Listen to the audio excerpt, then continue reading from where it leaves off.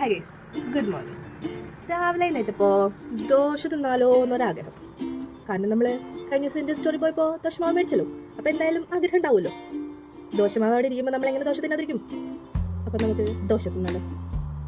ദോശ ഉണ്ടാക്കാന്ന് പറഞ്ഞ് വന്ന് എൻ്റെ ആവേശം കൊണ്ട് മാവ് ഇപ്പോൾ താഴെ കിടന്നായിരുന്നു. അമ്മാതിരി കോരലാണ് ഞാൻ കോരിയത്.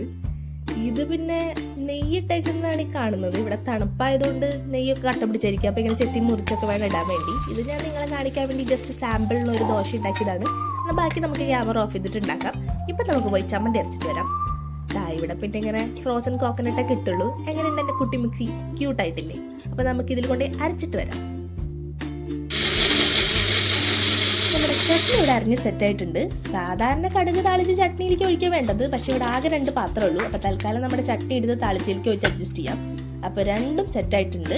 അപ്പം ഞാൻ പോയി കഴിക്കട്ടെ കേട്ടോ. ബൈ.